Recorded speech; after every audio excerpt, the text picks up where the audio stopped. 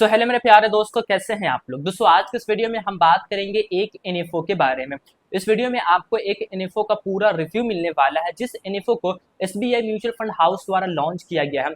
वही SBI mutual fund house द्वारा launch किया गया है जिस फंड के ऊपर, जिस हाउस के ऊपर हमारे पूरे इंडिया का सबसे ज्यादा विश्वास है। बात करें अगर हम म्यूचुअल फंड हाउस की, तो यहाँ पे जो सबसे नंबर 1 पे आता है वो हमें एसबीआई का म्यूचुअल फंड हाउस ही देखने को मिलता है।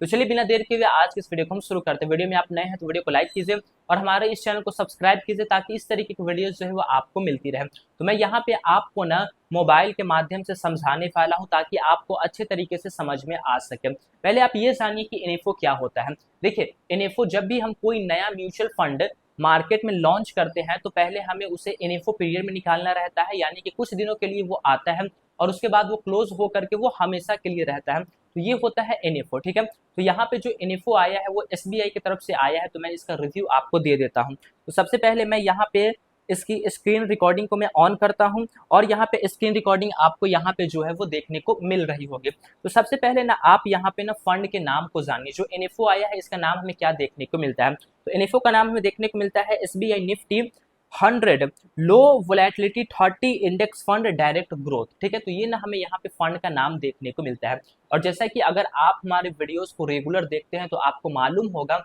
कि हमारे पैसे को किन जगहों पे निवेश किया जाएगा, ये चीज ना हमें फंड के नाम के अंदर में ही देखने को मिलता है। तो आप समझिए कि आपके पैसे को कहाँ निवेश किया जाएगा। सबसे पहले आपको देखने को मिल रहा है एसबीआई, ठीक है। इसका मतलब होता है कि इस फंड को जो लॉन्च किया है, जो मैनेज कर रहा है, वो एसबीआई म्यूचुअल फंड हाउस जो है वो मैनेज कर रहा है।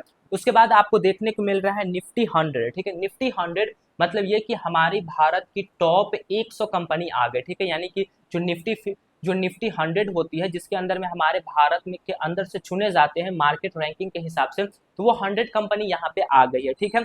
लेकिन 100 कंपनी के अंदर में आपके पैसे को निवेश नहीं किया जाएगा, आप समझिए। इसके बाद आपको देखने को मिल रहा है लो वोलेटिलिटी, ठीक है, 30 इंडेक्स फंड, यानी कि ना आपके पास 100 कंपनी है, जो कि आपका निफ्टी 100 के अंदर से 100 कंपनी है, लेकिन आपको ना उसके अंदर में से मात्र 30 कंपनी के अंदर में ही अपने पैसे को निवेश करना है, ठीक है। और वो 30 कंपनी कैसी रहेगी, जाहिर सी बात है कि निफ्टी 100 है तो सारी कंपनी लार्ज कैप की है, ठीक है। लेकिन 30 कंपनी किस हिसाब से चुनी जाएगी, वो है लो वोलेटिलिटी। इसका मतलब होता है कि हम देखेंगे 3 महीना का डाटा, ठीक है, कि 3 महीना के अंदर में कौन कंपनी है जो कम ऊपर नीचे हो रही है, ठीक है। जो कंपनी कम ऊपर नीचे होगी, यानी कि जो कंसिस्टेंसी रिटर्न्स बना करके देगी, उस कंपनी के अंदर में हमारे पैसे को निवेश किया जाएगा। तो क्लियर, आप समझ जाइए कि आपके पैसे को ना लार्ज कैप के अंदर में निवेश किया जाएगा और मात्र 30 कंपनी के अंदर में ही निवेश किया जाएगा। तो लार्ज कैप से आप ना रिस्क क्लियर कर सकते हैं और रिटर्न्स आपको कितना मिलेगा ये चीज भी आप क्लियर कर सकते हैं, ठीक है। तो ये हो गया कि हमारे पैसे को किन जगहों पे निवेश किया जाएगा, ठीक है। इसके बाद हम आगे बढ़ते हैं तो हमें देखने को मिलता है लॉन्चिंग डेट, ठीक है। तो 8 जुलाई 2025 को इस एनएफओ को लॉन्च किया गया है और कब तक ये एनएफओ रहने वाला है, तो वो डेट आपको देखने को मिलता है 22 जुलाई 2025, यानी कि आप 8 जुलाई से लेकर के 22 जुलाई 2025 तक ही इस एनएफओ के अंदर में निवेश कर सकते हैं। इसके बाद ये क्लोज होगा, उसके बाद ये फिर से आएगा, तब ये हमेशा के लिए रहेगा, ठीक है। लेकिन एनएफओ रहते भर में आप अपने पैसे को निवेश करेंगे तो आपको एक बेनिफिट देखने को मिलेगा, वो है एनएवी प्राइस। यानी कि ना यहाँ पे जो एनएवी का प्राइस हमें देखने को मिल रहा है वो मात्र 10 रुपए देखने को मिल रहा है। तो इस डेट में जब भी आप निवेश करेंगे तो आपको 10 रुपए का एक यूनिट जो है वो मिल जाएगा, ठीक है। आगे हम बढ़ते हैं तो यहाँ पे हमें फंड हाउस की थोड़ी सी जानकारी देखने को मिलती है। तो जैसा कि मैंने आपको कहा कि ये एसबीआई म्यूचुअल फंड हाउस द्वारा लॉन्च किया गया है, ठीक है। ये मार्केट रैंकिंग के हिसाब से ये नंबर 1 रैंकिंग पे हमें देखने को मिलता है, क्योंकि ये हम और आप जैसे भारतीय लोगों का जो ये पैसा मैनेज कर रहा है वो है 11,46,620 करोड़ रुपए से भी ज्यादा पैसा ये हम और आप जैसे लोगों का मैनेज कर रहा है, ठीक है। तो ये हो गया। अब यहाँ पे आप बेंचमार्क को समझिए। बेंचमार्क कहने का मतलब हो गया कि ये इस चीज को फॉलो कर रहा है, वहीं से ये स्टॉक्स को उठाएगा और वहीं पे हमारे पैसे को लगाया जाएगा, ठीक है। तो बेंचमार्क में देखने को मिलता है निफ्टी 100 लो वोलेटिलिटी 30 इंडेक्स, ठीक है। तो ये बेंचमार्क हो गया। यहीं पे ना मैं आपको ना इसके बेंचमार्क के रिटर्न्स को बता दे रहा हूँ। जैसा कि आप जानते हैं कि इस साल में हमें ना मार्केट बहुत ऊपर नीचे देखने को मिला है, तो इस एक साल का, मैं एक साल का बता रहा हूँ, तो ये जो आपको बेंचमार्क देखने को मिल रहा है ये बेंचमार्क पिछले एक साल में जो हमें एक एवरेज रिटर्न्स बना करके दिया है, वो 5% का रिटर्न बना करके दिया है, क्योंकि मार्केट अभी बहुत गिरा हुआ था, ठीक है। अभी तो थोड़ा रिकवर हो रहा है, लेकिन इस सिचुएशन में मार्केट जो है बहुत डाउन है, तो 5% का आपको एवरेज रिटर्न 1 साल का मिला है, ठीक है।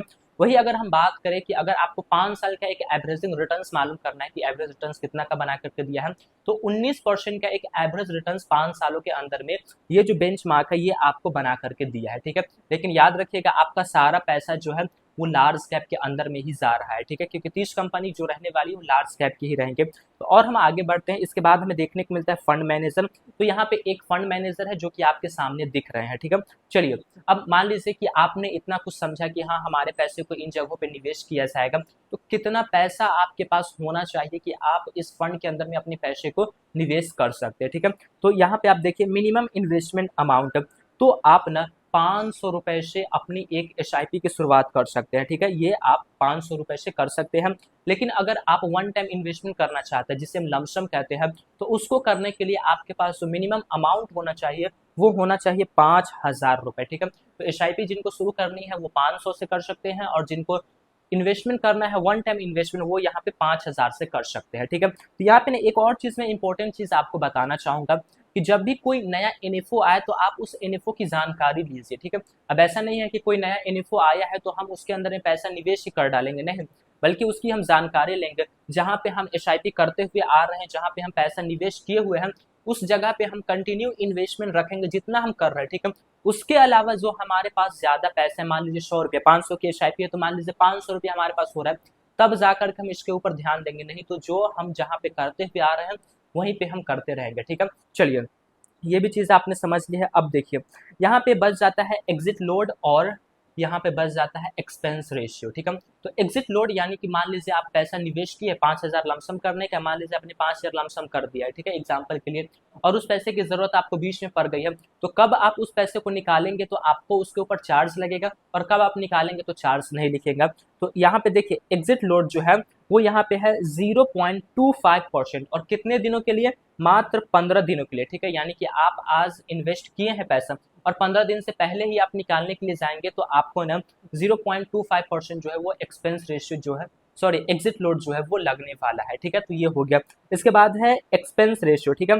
तो यहाँ पे ना एक्सपेंस रेशियो जो है वो फंड के अंदर में जब एनएफओ आता है तब हमें नहीं बताया जाता है, लेकिन एक्सपेंस रेशियो आपको लगते हैं। तो मैं अपनी हर एक वीडियोज में आपको ना एक आसपास से मिलता जुलता एक्सपेंस रेशियो में आपको बताता हूँ। तो आप ना इतना मान के चलिए कि जैसा कि ये फंड है, ठीक है, जैसा कि यहाँ पे फंड मैनेजर को थोड़ी मेहनत लगने वाली है, क्योंकि 100 कंपनी के अंदर से 30 कंपनी को चुनना है, तो ये भी जो है वो एक एल्गोरिथम रहेगा जो कि खुद ही ये चुन लेगा, तो ज्यादा यहाँ पे फंड मैनेजर को मेहनत नहीं होगी। तो यहाँ पे ना आप मान के चलिए कि 0.25% के आसपास आपसे एक्सपेंस रेशियो लिए जाएंगे, ठीक है। तो ये फंड के कुछ खर्चे होते हैं। बाकी अब मैंने यहाँ पे ना फंड की जो भी रिव्यू देने की चीज़ थी वो सारी रिव्यू मैंने आपको दे दी है। अब हम बात करते हैं कुछ चीज़ों के बारे में कि क्या आपको इस फंड के अंदर में अपने पैसे को निवेश करना चाहिए या नहीं करना चाहिए। तो देखिए, जैसा कि आप जान रहे हैं कि आपके पैसे को लार्ज कैप के अंदर में लगाया जा रहा है, तो अगर आप पहले से लार्ज कैप के अंदर में निवेश कर रहे हैं तो आप वहां पे कंटिन्यू रखिए, इधर आप मत ध्यान दीजिए। हो सकता है कि वहां से आपको ना थोड़ा सा रिटर्न से 1-8% जो है वो यहाँ पे ज्यादा देखने को मिले, ठीक है। लेकिन यहाँ पे ना जहाँ पे आप निवेश कर रहे हैं जिस लार्ज कैप के अंदर में, उससे यहाँ पे थोड़ा सा ज्यादा आपको जो है वो एक्सपेंस रेशियो लगेगा। हालांकि ये एक इंडेक्स फंड है, क्योंकि 30 कंपनी का एक इंडेक्स ही बनाया जाएगा, तो उतना नहीं है। लेकिन अगर आपको लार्ज कैप के अंदर में ही निवेश करना है तो आप इसके तरफ आ सकते हैं, क्योंकि देखा जाए तो इक्विटी में सबसे कम रिस्क हमें लार्ज कैप के अंदर में ही देखने को मिलता है, और आप एक एवरेज रिटर्न्स यहाँ पे आकर के लंबे समय में आप 15% से ऊपर का एक एवरेज रिटर्न जो है वो आप एक्सपेक्ट कर सकते हैं, ठीक है। लेकिन कितनी भी मैं आपको सफाई दे दूं, कुछ भी मैं आपको बता दूं, लेकिन जो मार्केट रिजल्ट देगा वही रिजल्ट माना जाएगा, ठीक है। तो मार्केट एक ऐसी जगह है जहाँ पे उतार चढ़ाव होती रहती है, लेकिन आप अगर लंबा समय देंगे तो आपको अच्छे रिटर्न्स मिलेंगे। तो निवेश करना चाहिए या नहीं करना चाहिए ये आप अपने रिस्क को देखिए। अगर आप कम रिस्क लेना चाहते हैं तो आपके लिए ये बेटर हो सकता है, लेकिन आपको कम रिटर्न से मिलेगा। तो मैं आशा करता हूँ कि आपको ये जानकारी काफी पसंद आएगी, और जानकारी पसंद आए तो वीडियो को लाइक कीजिए और हमारे इस चैनल को सब्सक्राइब कीजिए, ताकि इस तरीके की वीडियोस जो है वो आपको मिलती रहे। फिर मिलेंगे दोस्तों एक नए वीडियो में, तब तक के लिए जय हिंद, जय भारत।